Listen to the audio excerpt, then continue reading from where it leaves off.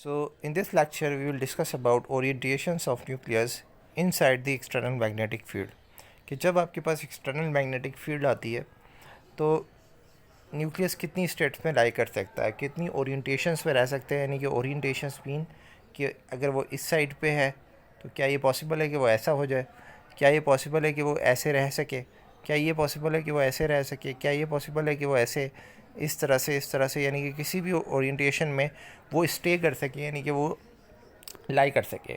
सो field के बारे में अगर डिस्कस करें, either the nucleus is toward और against the magnetic field inside external magnetic field. ये क्वेश्चन अगर आपसे पूछा जाए तो answer is no, it's not. सही है। सो ऐसा नहीं है कि ऐसा ही होता है कि न्यूक्लियस के जो प्रोटॉन है, ये न्यूक्लियस जो है वो मैग्नेटिक फील्ड के अलाइन है या मैग्नेटिक फील्ड के अपोजिट है। अभी तक हमने जो केस देखा है वो यही देखा है कि मैग्नेटिक फील्ड के अलाइन होगा या फिर मैग्नेटिक फील्ड के अपोजिट होगा, ऐसा नहीं है। सो हमारे पास सब एक कॉन्सेप्ट है जो है नंबर ऑफ़ पॉसिबल ओरिएंटेशंस, जिसको हम कहेंगे स्पिन मल्टीप्लिसिटी। स्पिन मल्टीप्लिसिटी हमें यह बताती है कि जो हमारा न्यूक्लियस है वो किस किस स्टेट में लाई कर सकता है, किस किस ओरिएंटेशन में लाई कर सकता है। इसी तरह की स्पिन मल्टीप्लिसिटी इलेक्ट्रॉन के बारे में भी हम डिस्कस करते हैं एटॉमिक फ़िज़िक्स में, एटॉमिक केमिस्ट्री में, जो आपने देखनी है। ओके, सो यहाँ पे जो स्पिन है वो आई है और 2i+1 कहलाती है स्पिन मल्टीप्लिसिटी। ये spin multiplicity is equals to number of possible orientation. अगर स्पिन किसी एलिमेंट की ज़ीरो है तो आप उसकी ओरिएंटेशन निकालें, ज़ीरो को मल्टीप्लाई करवा दें आई से तो आंसर आता है ज़ीरो, उसमें प्लस करवा दें 1 तो आंसर आ जाता है 1।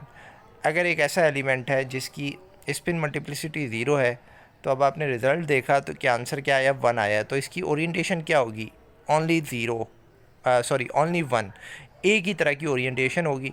तो ओरिएंटेशन अगर इसकी एक ही तरह की होगी तो हमने ये कंसीडर कर लिया कि अगर प्रोटॉन ऐसे रखा हुआ है, यानी कि न्यूक्लियस इस तरह से रखा हुआ है और आप इधर से नॉर्थ अप्लाई करते हैं और इधर से साउथ अप्लाई करते हैं, अप्लाई करने के बाद ये अपनी ओरिएंटेशन चेंज नहीं करता क्योंकि इसकी स्पिन ज़ीरो है। ना तो इसके पास नॉर्थ है ना इसके पास साउथ है, ये इस तरह नहीं होता, ना ये इस तरह होता है। तो इस कंडीशन को बिल्कुल ज़ीरो पोजीशन में रहता है। हम इसको ये कंसिडर कर लेते हैं कि ये एक्स एक्सिस की कंडीशन है और ये अपने एक्स एक्सिस पे ही रहता है और ना ये एक्स एक्सिस से नीचे जाता है और ना ये एक्स एक्सिस से अबव जाता है। ये हम ग्राफिकल शो करने का एक मेथड निकाल रहे हैं और ग्राफिकली हम इस तरह शो करेंगे कि जब आपके पास प्रोटॉन इस कंडीशन में होगा तो इसकी जो ओरिएंटेशन होगी वो ये होगी along the x axis. Now the second case is if the spin is 1/2। अगर स्पिन 1/2 है तो आप यहाँ पे 1/2 रखें, 2 × 1/2 + 1, आंसर क्या आता है 1 + 1 = 2। ठीक है, तो आंसर 2 आ रहा है आपके पास। जब आंसर 2 आ रहा है तो इट्स मीन डैट कि आपके पास दो पॉसिबल ओरिएंटेशंस हैं। ये केस हम बहुत देख चुके हैं कि आपके पास जो नॉर्थ है वो साउथ के अलाइन हो जाएगा जब आप इसको रोटेट करवाएंगे। और दूसरा केस ये है कि जब ये अपनी हाई एनर्जी स्टेट में चला जाए, जब आपने इसको रेडिएशन दी तो ये इस कंडीशन में चला गया, राइट। सो इस कंडीशन में हम जो इसको शो करेंगे, अब इसकी जो ओरिएंटेशंस आ गई, एक ओरिएंटेशन है जिसको हम mi की वैल्यू कहेंगे +1/2 और एक है -1/2।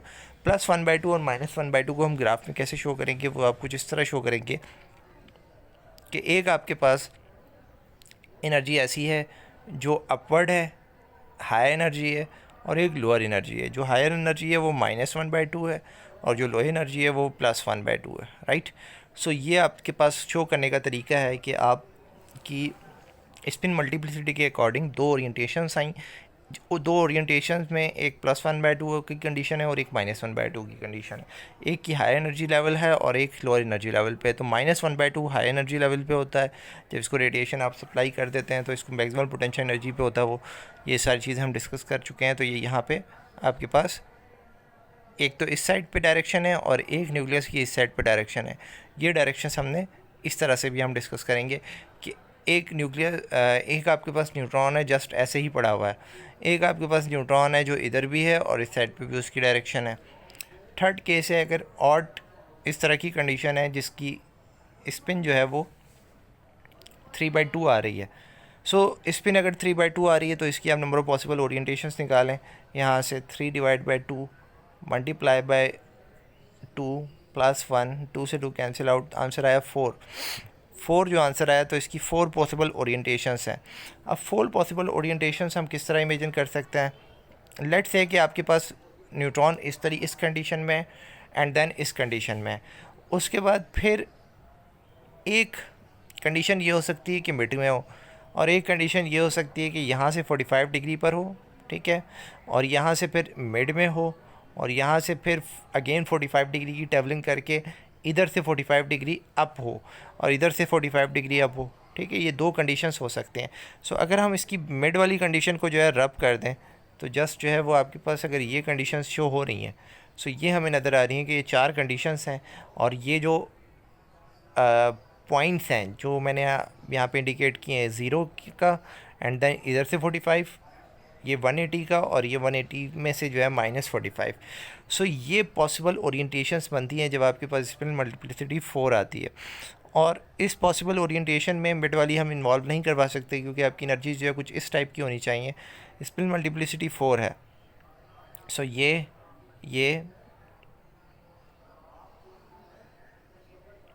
-1/2 -3/2, क्योंकि जो स्पिन थी वो 3/2 थी, 1/2 एंड देन नीचे 3/2, राइट। सो इस तरीके से आपके पास ये ग्राफ आता है। नेक्स्ट केस हम लेते हैं जब ऑड आउट की कंडीशन हो और इंटीग्रल आंसर आ रहा हो। जब इंटीग्रल आंसर आता है उसके अंदर ये हो सकता है कि या तो आपके पास 1 हो स्पिन, और या आपके पास 2 हो। अगर आपके पास 1 है तो 2 1 2 + 1 = 2, आंसर आता है 3। तो जो 3 आंसर आता है उस 3 के केस में जो आपके पास ओरिएंटेशंस बनेगी और एनर्जी बनेगी वो कुछ इस किस्म की होगी। 3 में 0 1 है और -1 है, क्योंकि स्पिन क्या थी 1 थी, तो उसमें -1 है +1 है।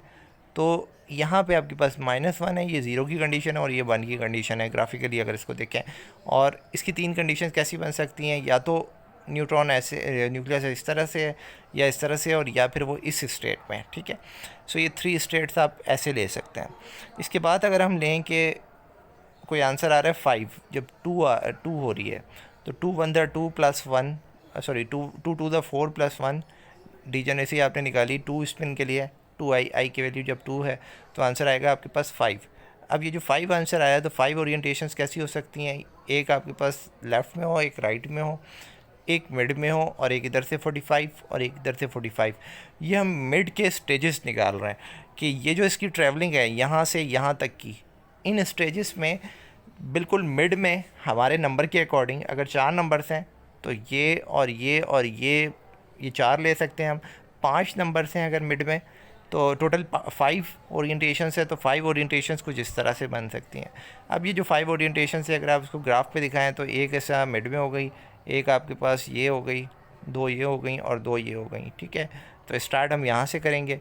ये हो सकता है आपके पास -2, ये -1 एंड देन 0 एंड देन 1 और ये 2, ठीक है। सो ये इसकी ग्राफिकल रिप्रेजेंटेशन है। तो 0 जो होगा उस पर no any magnetic field, no effect, तो उसके ऊपर कोई इफ़ेक्ट नहीं होगा। 1/2 है तो इसके 2 केसेस हो सकते हैं, या तो वो इस तरह से हो या फिर वो ऐसे हो। तो ये आपके पास इस टाइप का केस हो सकता है 1/2 के लिए। अगर स्पिन मल्टीप्लिसिटी जो है वो इससे ज़्यादा आ रही है, जैसे कि 2 आ रही है, ठीक है, तो 2 के लिए ये पूरे 5 ओरिएंटेशंस आ गई, 5 आ गई आपके पास ओरिएंटेशंस। 3/2 को देख लेते हैं। 3/2 में ओरिएंटेशन कुछ इस तरह से आ रही है कि एक या तो न्यूट्रॉन इस तरह से है न्यूक्लियस, या फिर न्यूक्लियस ऐसे है, तो ये कुछ ओरिएंटेशंस आ गई। इसी तरीके से 2 को देख लेते हैं, तो यहाँ पे इसी तरह से हो सकता, सॉरी आंसर 3 जब आ रहा है, 3 ओरिएंटेशंस इस तरह से हो सकती हैं, एक राइट की तरफ हो, एक लेफ़्ट की तरफ हो, एक इस तरह से हो, राइट। सो वो 5 की हम अगेन 5 की देख चुके हैं। तो these are the possible orientations कि किस किस तरह से आप न्यूक्लियस को की ओरिएंटेशन चेक कर सकते हैं travelling from north to south. जब एनर्जी उसने ली, एनर्जी लेने के बाद यहाँ से यहाँ तक जब उसकी रोटेशन हो रही है 180 डिग्री की, तो इनके मिड में क्या वो स्टे कर सकता है? तो ये स्टे करने के लिए हमारे पास स्पेशल केसेस हैं, आई की वैल्यू और उसकी ओरिएंटेशंस पे डिपेंडेंस है। तो ये सारी चीज़ें हमने डिस्कस की। नेक्स्ट जो हमारा टॉपिक होगा वो होगा energy of proton in NMR, और कुछ हम फार्मूलाज इन्वॉल्व करेंगे कि डाइपोल मोमेंट क्या होती है, इन चीज़ों को डिस्कस करके। यहाँ तक आपका जो आपकी अगर मैं रिवीजन की बात करूँ, सबसे पहले हमने देखा कि इलेक्ट्रॉन अपने अराउंड न्यूक्लियस अपने अराउंड एक मैग्नेटिक फील्ड बनाता है। फिर हमने ये देखा कि न्यूक्लियस भी यही वर्किंग करता है। तो एंड देन हमने यहाँ तक पहुँच गए कि कितनी ओरिएंटेशंस होती हैं।